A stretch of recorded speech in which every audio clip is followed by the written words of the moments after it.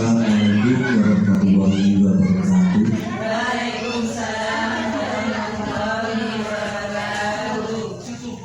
Terima kasih dan selamat pagi atas kehadiran Bapak dan Ibu. Sebelumnya marilah kita memanjatkan puji syukur kepada Allah SWT yang telah melimpahkan rahmat, taufik serta hidayahnya sehingga pada siang hari ini kita dapat berkumpul di ruang TK PGRI 2 dalam keadaan sehat walafiat. Marilah kita ikrarkan dengan bacaan hamdalah. Alhamdulillah. Terima kasih waktu yang diberikan kepada kami. Kami di sini sebagai kepala sekolah TK PGRI 2 Wilopo. Yang pertama mengucapkan selamat datang dan selamat mengikuti pemaparan tentang modul budaya positif oleh Ibu Siti India selaku calon guru penggerak angkatan 11. Yang kedua, kami mohon maaf yang sebesar-besarnya apabila dalam pelaksanaan ini ada kurang dan lebihnya. Kami selaku kepala sekolah dan pengelola TK PGRI 2 mengucapkan mohon maaf yang sebesar-besarnya. Yang ketiga, untuk kegiatan hari ini mudah-mudahan bisa berjalan dengan lancar, dipandu oleh Ibu Siti India, dan nanti mohon untuk mengajukan beberapa pertanyaan tentang budaya positif yang jadi modul pelaksanaan pada siang hari ini. Sekali lagi saya sebagai kepala sekolah mengucapkan selamat untuk mengikuti pemaparan modul untuk budaya positif. Demikian, terima kasih. Wassalamualaikum warahmatullahi wabarakatuh.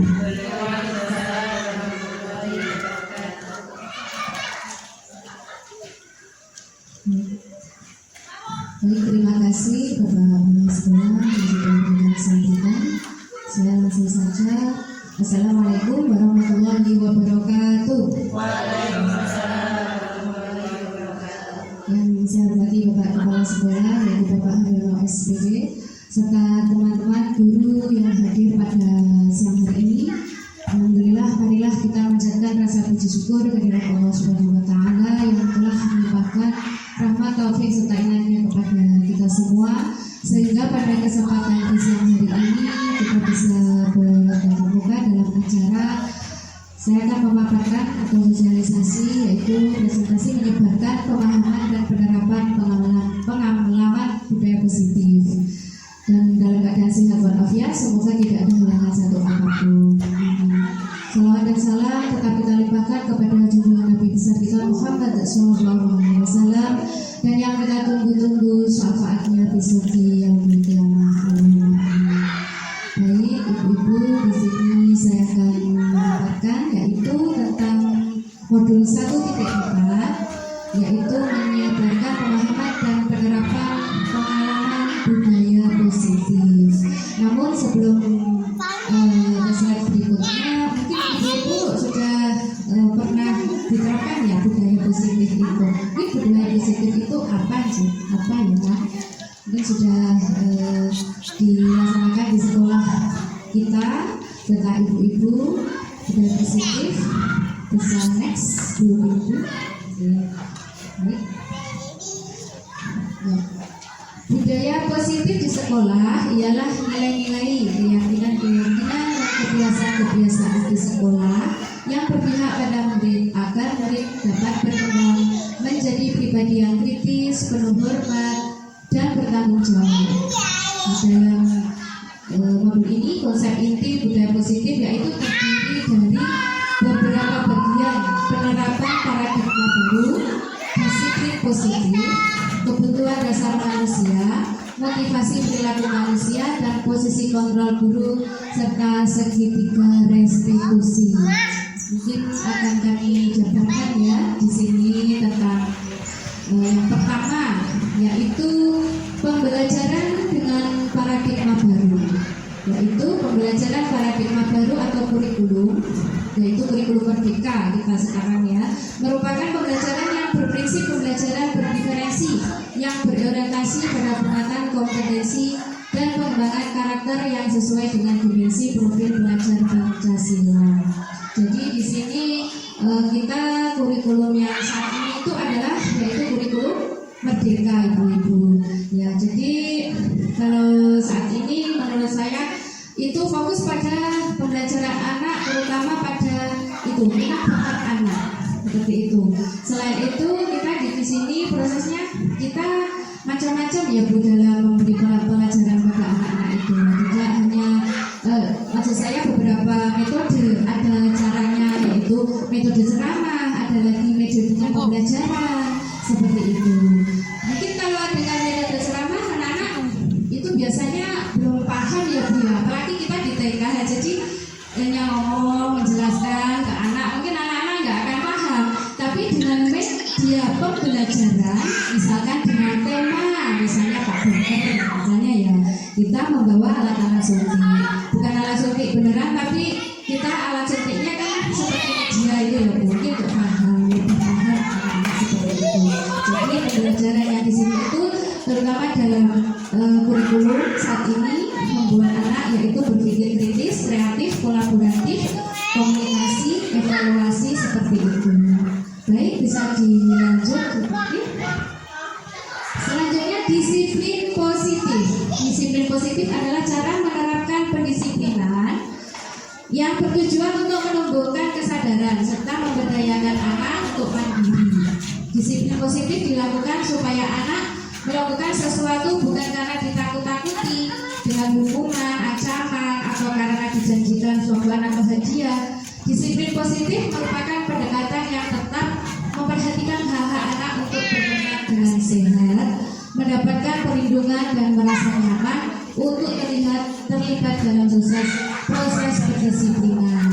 Jadi di sini anak-anak untuk dikedepankan dalam sikap disiplin. Nah, bagaimana dengan itu kebiasaan kita yang sehari-hari? Yaitu bagaimana disiplin apa dalam hal apa? Yaitu sikap menaati menjalankan peraturan, tata tertib sekolah. Kita harus disiplin. Di hari Senin kita biasanya upacara, anak-anak memakai seragam yang lebih lengkap, atribut yang lebih lengkap seperti itu. Jadi di sini disiplin positif mengedepankan sikap saling menghormati guru, teman, kemudian kita menghormati diri sendiri, serta menjalankan tugas dan tepat waktu seperti itu ibu-ibu.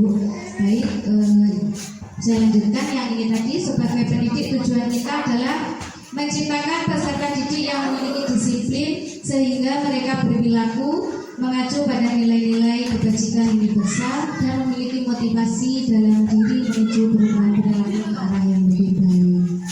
Baik, dua tadi yang untuk kedisiplinan mungkin sudah diterapkan di lembaga kita ya Ibu, mungkin juga di lembaga lain juga sudah. Kemudian yang ketiga, kebutuhan dasar manusia.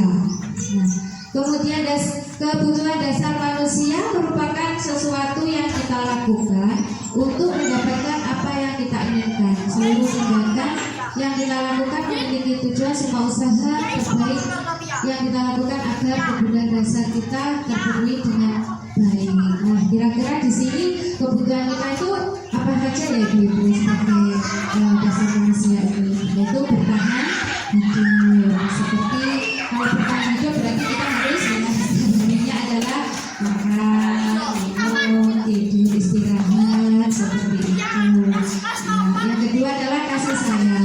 Kasih sayang ini terutama kita lakukan pada anak-anak karena kita di pada anak-anak. Jadi mungkin anak itu lebih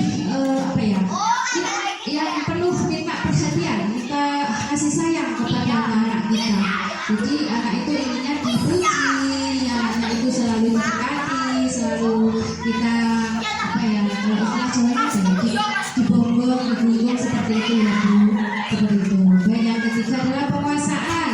Ini kita terapkan pada anak didik kita. Biasanya kalau anak-anak itu kita sering ya Bu, saya nanti yang mau menyiapkan. Nah itu berarti dia punya jiwa kepemimpinan. Saya mau menyiapkan.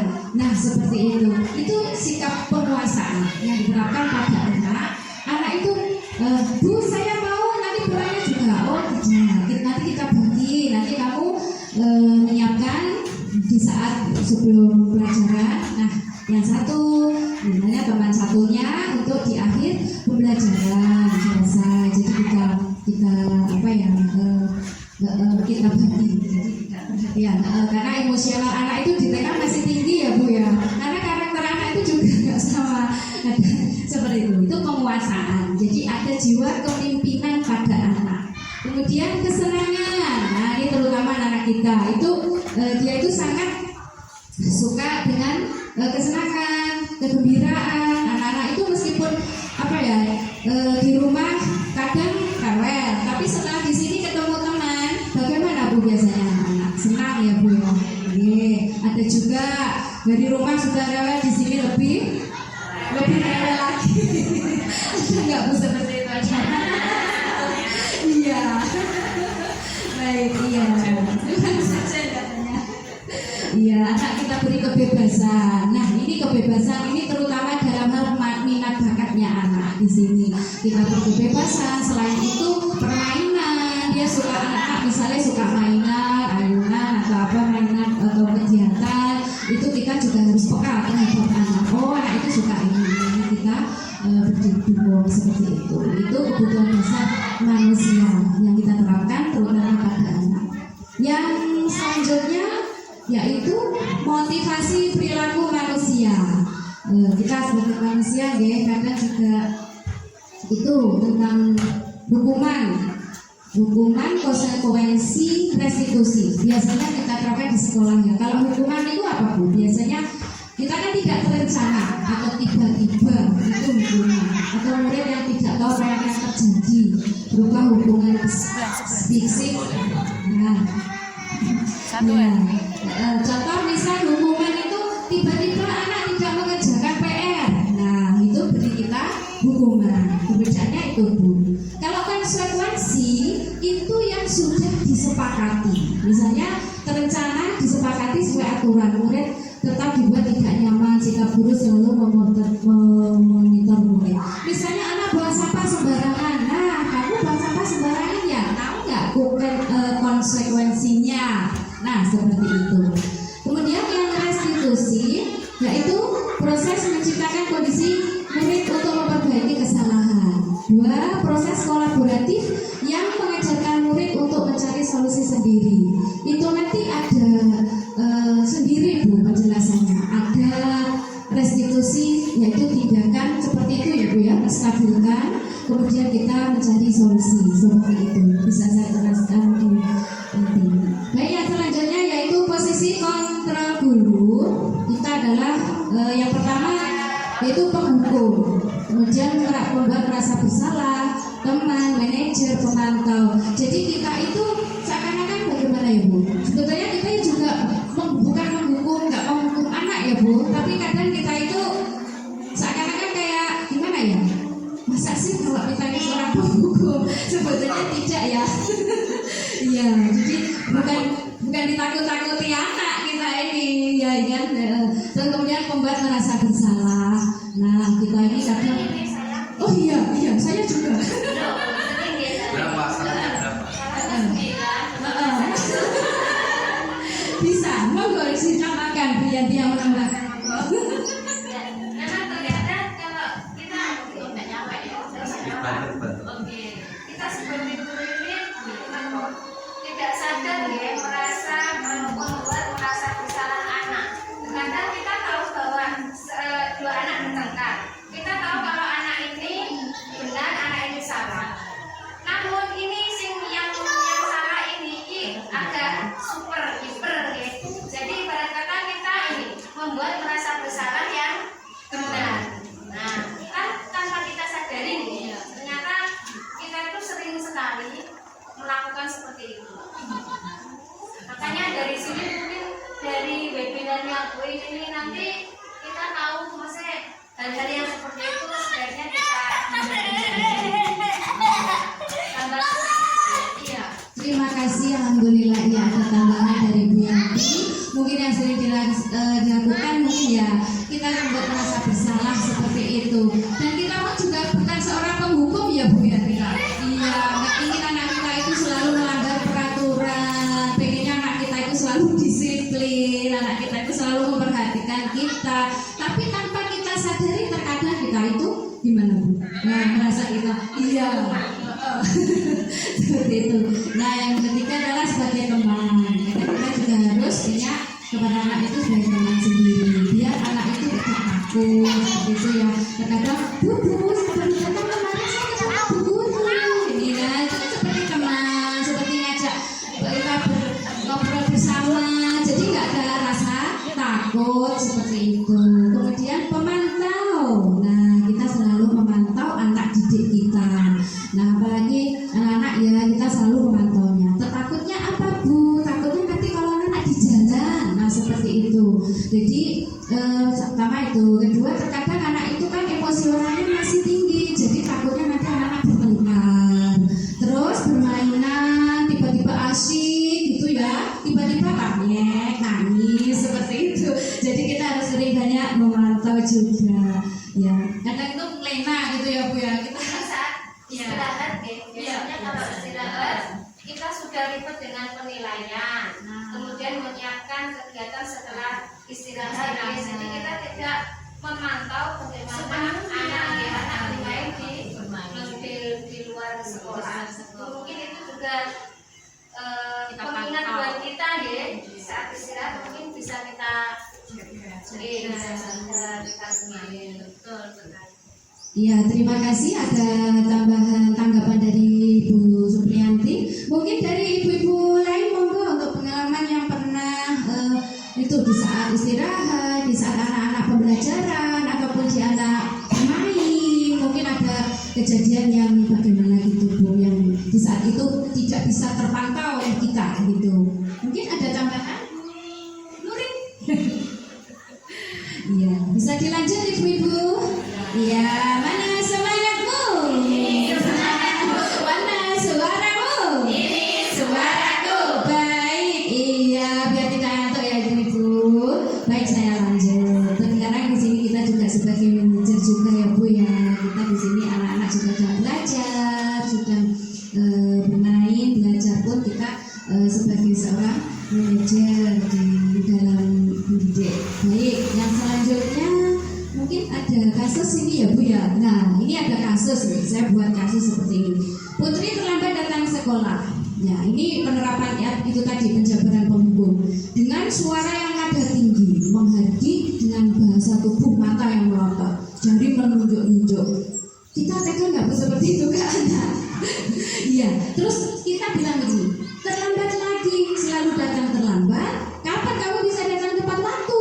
Nah, tanyakan pada diri Anda, jika hal itu tersebut terjadi pada Anda, misalnya terjadi pada kita ini terus bagaimana Bu seandainya digitukan? Langsung ya, ini sama itu atas bawah buat sama. Terus langsung hasil ini kemungkinan murid marah dan mendendam atau bersifat agresif. Bisa jadi sesudah kembali duduk, murid tersebut akan mencoret-coret bukunya atau meja tulisnya. Yang lebih buruk lagi, ketika melihat mobil atau motornya Pak Guru akan menggoresnya. Ini ya, ini saya baca contoh seperti itu. Ini kalau di TK mungkin gini, Bu Guru saya baru datang terlambat, marah-marah.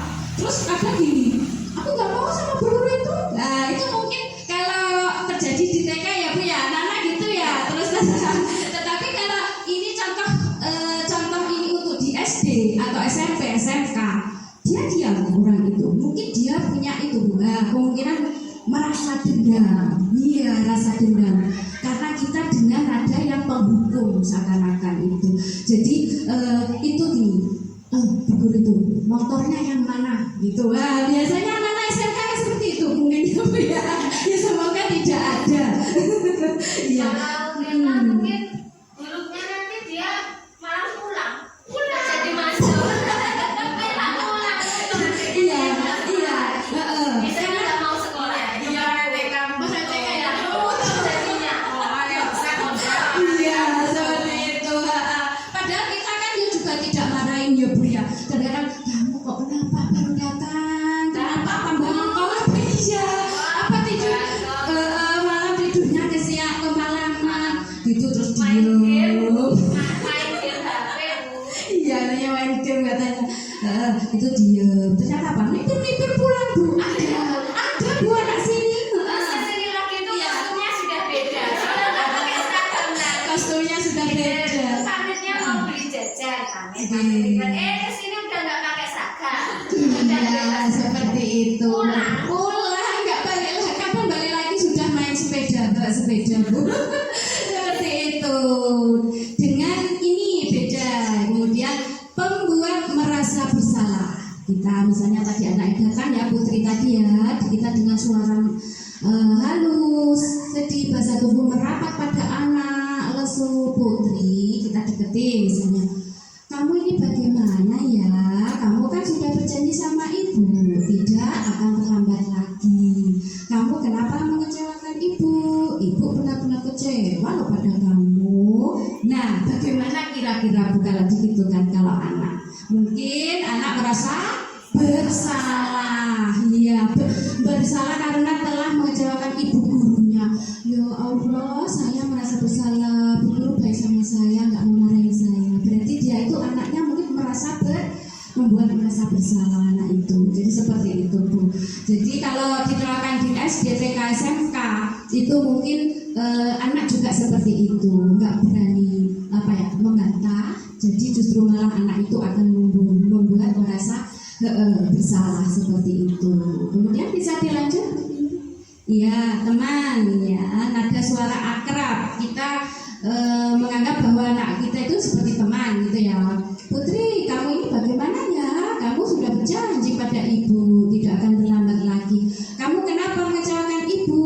Ibu benar-benar kecewa sekali pada kamu. Kira-kira anak-anak juga merasa bersalah karena telah mengecewakan ibu gurunya. Murid akan merasa menjadi orang yang gagal dan tidak bisa membahagiakan orang lain. Jadi anak merasa mengecewakan jika seperti itu. Baik, pemantau. Jadi di sini kita sebagai pemantau ada suara data terkesan formal. Putri, tahukah kamu kita memulai pelajaran jam berapa? Kemudian jawab Putri, tahu Bu. Kamu terlambat 15 menit. Tahukah kamu apa konsekuensinya jika kamu terlambat? Ya, tahu Bu. Di sini Bu ya, saya keliru. Saya harus tinggal di saat jam istirahat untuk mengejar ketinggalan pelajaran dan mengerjakan tugas yang tertinggal. Kemudian Bu Guru ya, benar. Kamu harus tinggal untuk mengejar ketertinggalan pelajaran dan tugas yang tertinggal. Jadi meskipun dia ketinggalan, tapi tetap kita memberi tugas menyusul gitu seperti itu ya. Kita harus tetap memantaunya seperti itu. Kemudian manajer, nada suara tulus, bahasa tubuh tidak kaku mendekat ke murid. Putri, apakah kamu mengetahui jam berapa sekolah dimulai? Ya Bu, tahu jam 7. Ya, kamu jadi terlambat. Kira-kira bagaimana kamu akan memperbaiki masalah ini? Saya bisa bertanya ke teman saya Bu untuk mengejar ketinggalan pelajaran. Baik, itu bisa dilakukan. Apakah besok ada masalah untuk datang tepat waktu? Tidak Bu, besok saya akan datang harus tepat waktu. Baik, saya hargai usaha kamu untuk memperbaiki diri. Terus bagaimana perasaan murid jika diperlakukan seperti itu? Mungkin murid akan sebagai rasa terima kasih karena Bu Guru telah memakluminya dan itu adalah kita sebagai pemantau itu manajer. Baik Bu, untuk selanjutnya ini contoh lain ya Bu, posisi kontrol guru ini. Kasus kedua, murid tidak mengerjakan tugas yang diberikan guru, yaitu kita sebagai penghukum. Ada lagi yang berdiri di depan kelas dengan tanda silang pegang telinga. Ini biasanya diterapkan di mana Bu? Di SD ya Bu ya, SD SMP. Kalau TK tidak akan ya suruh malah itu lari seperti itu. Ini kasus yang sudah buat dua ini kasusnya ya. Yang kedua adalah pembuat merasa bersalah. Nah, pembuat merasa bersalah ini sudah beberapa kali diingatkan, kamu senang ya ibu terus-terusan bertindak seperti ini. Nah, ini buat merasa bersalah. Kemudian teman, ayolah segera dikerjakan tugasnya. Nanti kalau sudah selesai kita ke kantin bareng-bareng. Ini anak ini Bu ya, ini seperti itu. Baik, pemantau, kamu sudah melakukan kesalahan, kamu tahu konsekuensi substansinya, segera kumpulkan tugasmu.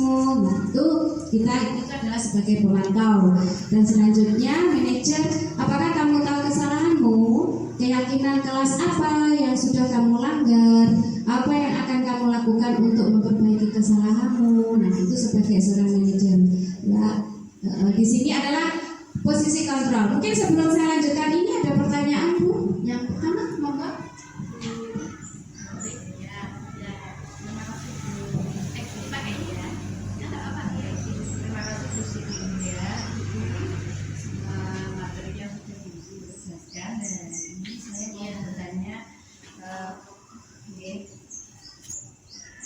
Bertanya, apa konsep budaya positif yang berpihak pada murid? Bisa dijelaskan? Baik ya Bu ya. Baik, terima kasih pertanyaan dari Bu Nuri. Konsep budaya positif yang berpihak pada murid. Nah, ini memang sangat penting sekali ya Bu. Ini akan saya ulangi dari budaya positif itu tadi, yaitu tentang nilai-nilai Bu, nilai-nilai keyakinannya dan kebiasaan-kebiasaan di sekolah. Nilai-nilai itu nilai yang bagaimana? Maksudnya nilai-nilai kebaikan, yaitu nilai misalnya sifat yang dimiliki oleh anak. Pertama itu karakter anak mempunyai nilai rasa punya tanggung jawab, anak ya suka menolong, menghormati ibu dan bapak guru, serta menghormati orang tua. Nilai-nilai yang sudah tertanam pada anak itu seperti itu. Jadi tingkah laku, kejujuran seperti itu. Kemudian kebiasaan yang di sekolah, yaitu yang berpihak pada murid. Kebiasaannya biasanya apa Bu? Biasanya itu kebiasaannya yaitu berdoa sebelum dan sesudah belajar. Kemudian asmaul husna seperti itu kalau pagi. Kalau di TK kami, di TKPGRI 2 itu kebiasaan kami di pagi itu jadi satu dengan SD itu berdoa bersama. Kemudian juga senam bersama. Di hari Senin juga upacara bersama seperti itu. Jadi membuat anak itu menjadi perilaku yang kritis, penuh hormat dan bertanggung jawab. Seperti itu Bu Nuri, pertanyaan saya, jawaban dari saya. Mungkin ada kurang lebihnya. Baik, ada ini Pak Guru, monggo. Bapak. Tidak bisa untuk saya. Saya tidak bisa buat pertanyaan itu. Terima kasih waktu yang diberikan kepada kami. Tadi modul tentang budaya positif ya, kita mulai dari awal tadi ada pembelajaran yang berparadigma baru, terus ada lagi disiplin positif, terus kebutuhan dasar manusia, motivasi perilaku manusia, posisi kontrol guru maupun segitiga restitusi. Dari hasil pemaparan tadi saya mengurek-urek ini ya. Ada pertanyaan sedikit, mengapa hal tersebut sangat penting sehingga untuk menciptakan lingkungan yang nyaman bagi budaya sekolah yang positif. Artinya sepenting apa ya? Penting apa atau pentingkah untuk penerapan budaya positif di sekolah? Mohon penjelasan, saya agak kurang memahami tentang budaya positif tadi. Jadi untuk lebih pentingnya melakukan budaya positif di sekolah. Demikian pertanyaan dari kami. Baik, terima kasih Bapak Kepala Sekolah. Ada satu pertanyaan di sini ya. Mengapa penting untuk menciptakan lingkungan yang nyaman bagi budaya sekolah yang positif? Ya, menurut saya sangat penting sekali ya Ibu-ibu ya. Karena apa? Budaya positif ini sangat diterapkan pada anak-anak itu agar proses pembelajaran anak itu juga tercapai gitu loh. Jadi budaya yang baik, budaya yang positif dengan nilai-nilai yang baik tadi yang sudah saya jelaskan, anak tentang jujur, bertanggung jawab, mau memperhatikan bu guru, pak guru di saat menyampaikan materi pembelajarannya. Jadi anak itu akan proses pembelajarannya itu juga terpengaruh seperti itu. Ya, jadi lingkungan, kita buat lingkungan menjadi aman, nyaman. Jadi kalau pembelajaran tanpa yang aman, nyaman, kita tidak membudayakan positif itu, mungkin kalau tidak membudayakan itu, mungkin selagi kita akan belajar aja gimana Bu? Tidak ada rasa nyaman, tidak ada, iya intinya anak itu malas ya Bu ya. Nah, kalau kita membudayakan itu sangat penting sekali karena itu mempengaruhi motivasi anak dalam sistem pembelajarannya.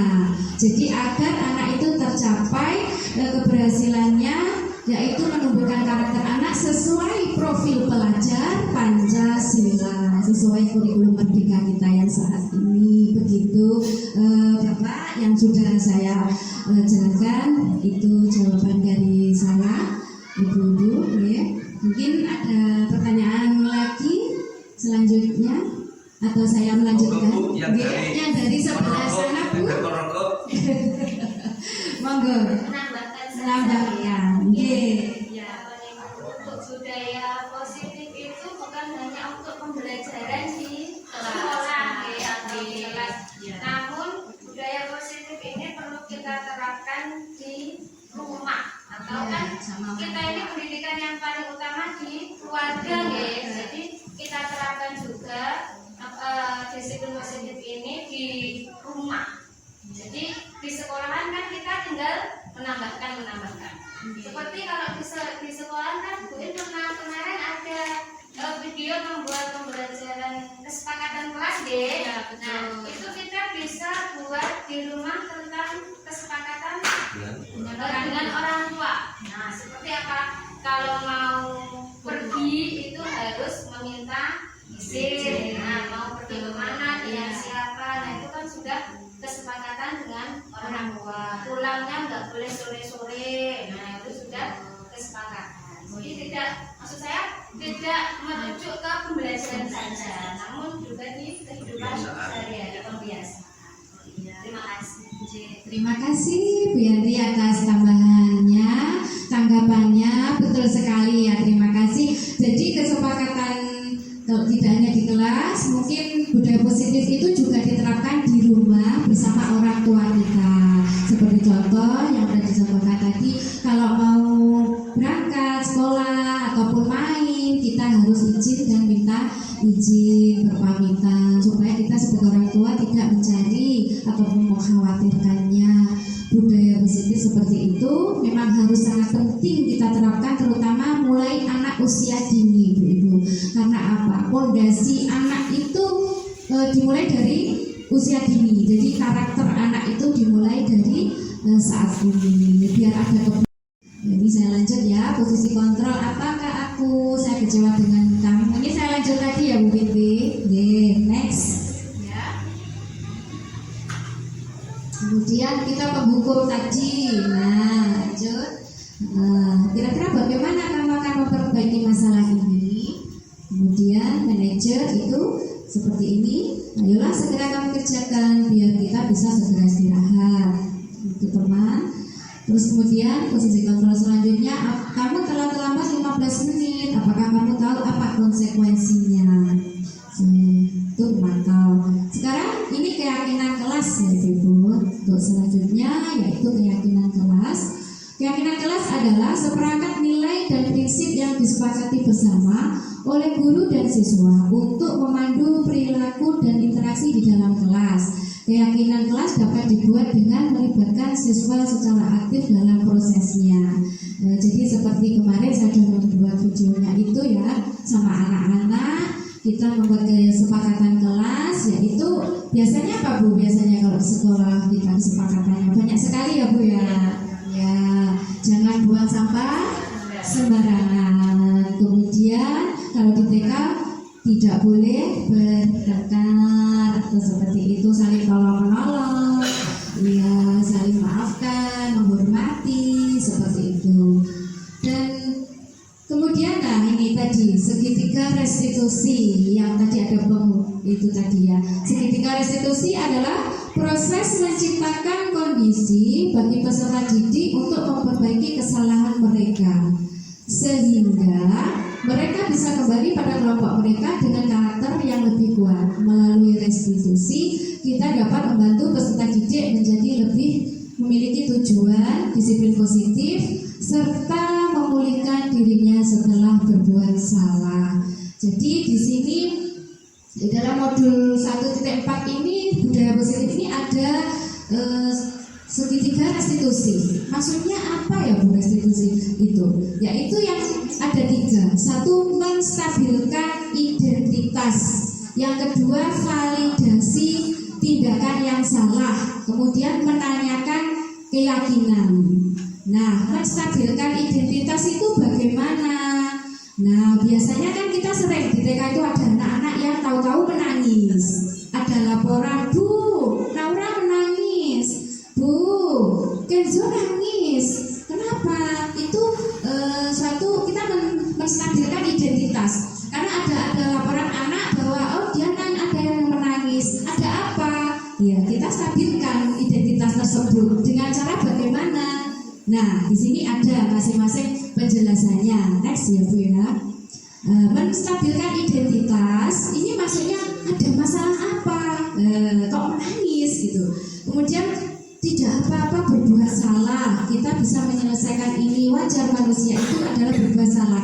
Nah, kita tanya seperti itu. Kenapa? Ada apa? Kita menstabilkan masalah. Kemudian validasi tindakan. Nah, tindakannya next. Kemudian validasi tindakan yang salah di sini kita tanya seperti yang sudah saya buat kemarin Bu ya. Kamu pasti punya alasan melakukan itu. Itu kata-kata dari validasi tindakan.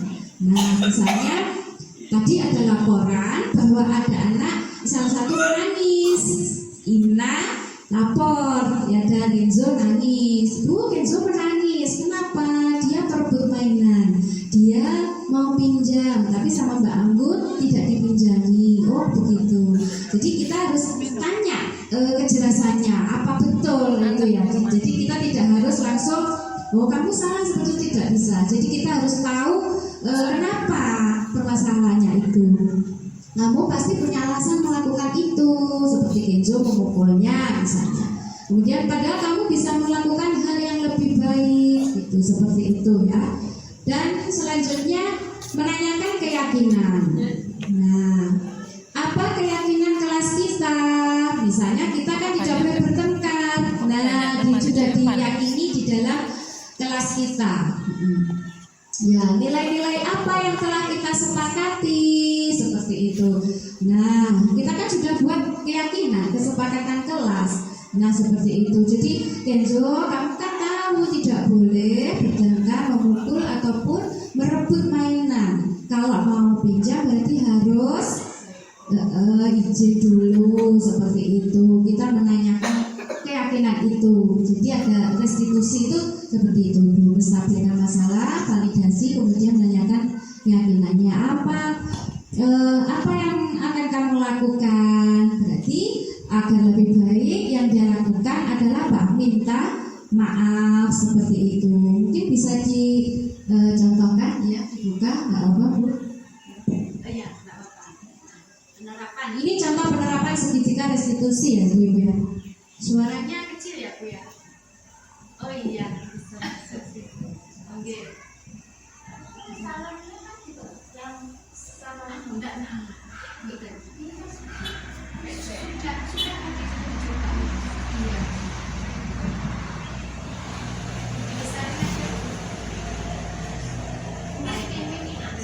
dimasukin bagian. Iya.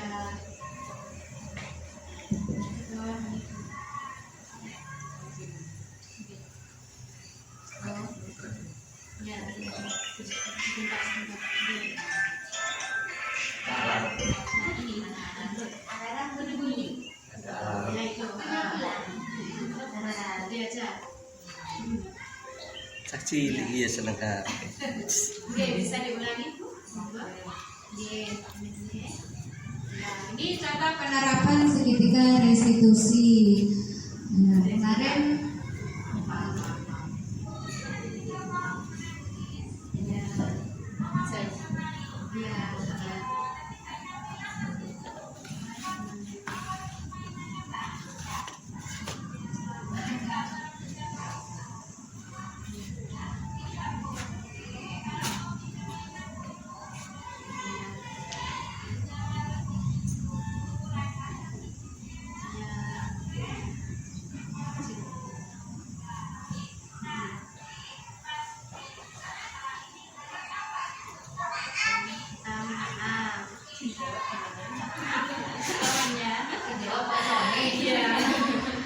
Iya.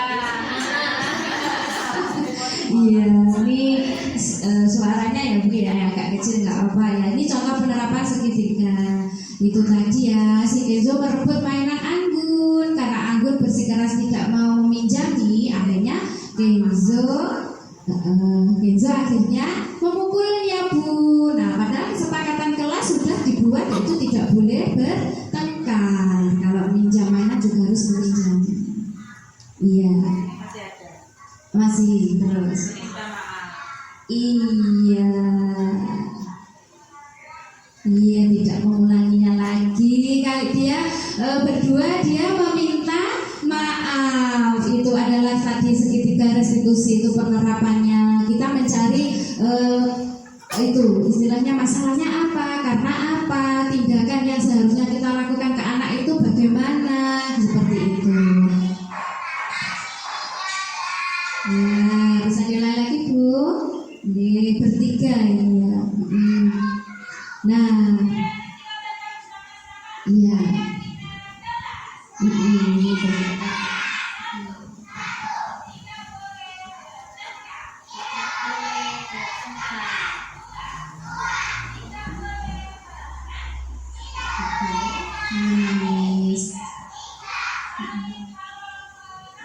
Sini tolong menolong.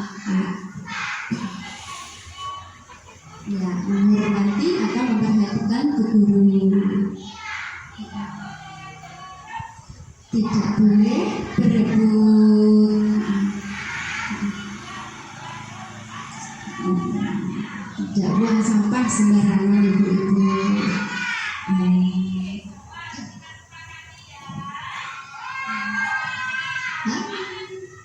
Masih terus Bu? Masih ada ya? Masih iya. Kita dapetin aja ya, biar sampai selesai Bu. Sembarangan. Oke, buat kesana.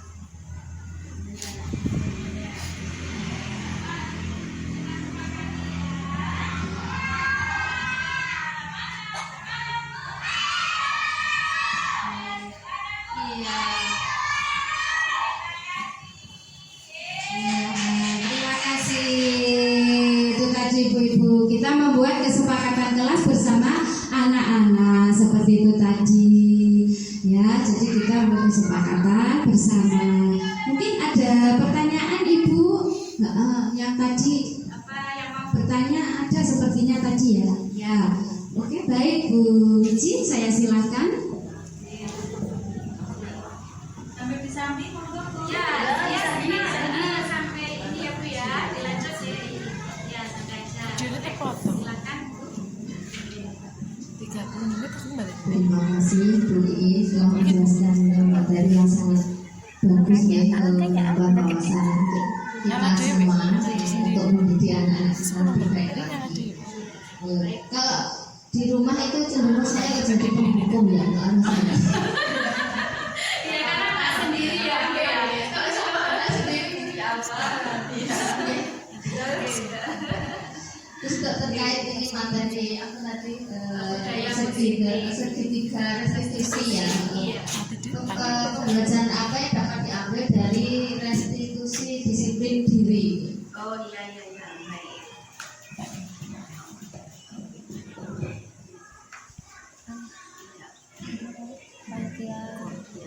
Baik, terima kasih pertanyaan dari Ibu Wiji Lestari.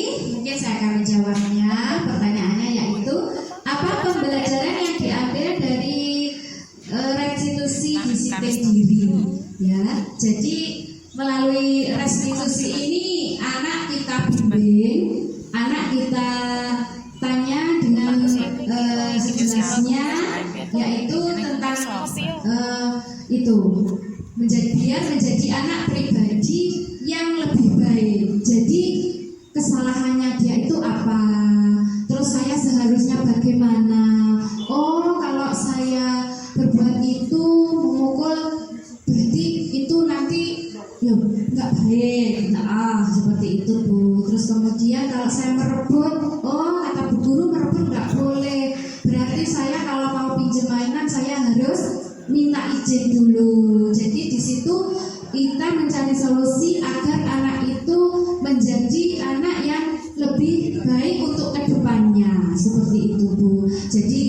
dari restitusi itu kita mencari solusinya yang terbaik untuk murid seperti itu Bu. Memperbaiki kesalahannya, menyadari kesalahannya seperti itu. Ya, mungkin jawaban saya seperti itu.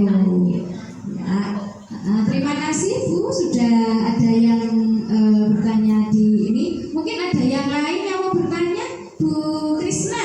Nah, silakan, monggo Bu Krisna. Ini yang belum ini. Ya, Bu Siti India, ini adalah sedikit pertanyaan terkait pemaparan yang tadi terkait budaya apa saja yang harus dikembangkan di sekolah. Iya, baik. Pertanyaannya simpel sekali ya Bu ya. Budaya apa yang harus dikembangkan di sekolah di sini ya. Baik, terima kasih. Nah, budaya-budaya itu bisa berupa etika, yaitu tingkah laku, yaitu tingkah laku anak, kemudian yang tingkah laku yang bagaimana, tingkah laku yang sopan santun, tingkah laku yang saling tolong menolong, ya bantu membantu sama teman, misalnya teman yang tidak membawa alat-alat belajar bisa dipinjami, misalnya pensil atau penghapus itu bisa kita pinjami. Kemudian yaitu kejujuran. Nah, misalnya anak di sekolah ada apa ya namanya, menemui uang, apa namanya itu? Oh, tahu di sini ada uang Bu. Jadi anak ada, Bu di sini kok ada uang gitu. Uang siapa ya Bu? Nah, itu kejujur sekali juga. Ya, mengajarkan anak untuk kejujuran seperti itu. Kemudian saling menghormati sudah ya tadi, menghormati, kemudian tingkah laku, kemudian nilai-nilai yang baik itu saling menolong seperti itu tadi Bu. Jadi yang perlu diterapkan di sekolah banyak sekali. Mungkin tidak di sekolah saja ya tadi kata Bu Yanti. Jadi di rumah pun itu juga tetap kita harus tetap berkolaborasi dengan wali murid. Jadi tidak hanya kita aja sebagai pendidik di sekolah, tapi kita juga berkolaborasi dengan wali murid kita di rumah. Jadi di sekolah juga kita arahkan, di rumah pun orang tua, bapak ibu terutama itu juga harus sebagai pemantau juga. Jadi teman juga memantau, bukan penghukum ya Bu Mijini. Tapi katanya penghukum. Iya baik. Terima kasih. Itu Bu yang bisa saya jawab. Kalau ada kurang lebihnya saya juga mohon maaf. Mungkin ada yang bertanya lagi Bu. Sudah cukup Bu ini monggo.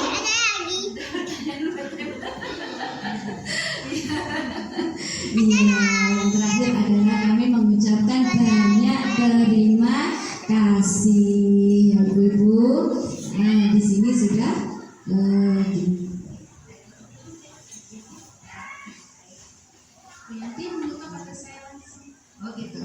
ya, baik ibu-ibu, hari ini tadi saya sudah memaparkan tentang modul 1.4 yaitu menyebarkan pemahaman dan penerapan pengalaman budaya positif. Budaya positif sudah kami sampaikan.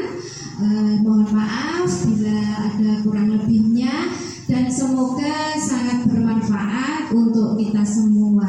Amin ya robbal alamin. Saya tutup sekalian karena Bapak KS tadi juga ya, saya tutup langsung saja. Saya mengucapkan banyak terima kasih. Akhirul kalam. Wassalamualaikum warahmatullahi wabarakatuh. Waalaikumsalam warahmatullahi wabarakatuh. Terima kasih. Assalamualaikum warahmatullahi wabarakatuh. Saya Kepala Sekolah PGRI 2 Dropo telah melaksanakan kegiatan pemaparan modul 2.1 tentang budaya positif yang telah dilaksanakan oleh Ibu Siti India selaku calon guru penggerak angkatan 11. Sudah dilaksanakan dengan jelas dan semoga bermanfaat untuk lembaga TK PGRI 2 Dropo. Wassalamualaikum warahmatullahi wabarakatuh. Assalamualaikum warahmatullahi wabarakatuh. Terima kasih kepada Bu Siti India yang sudah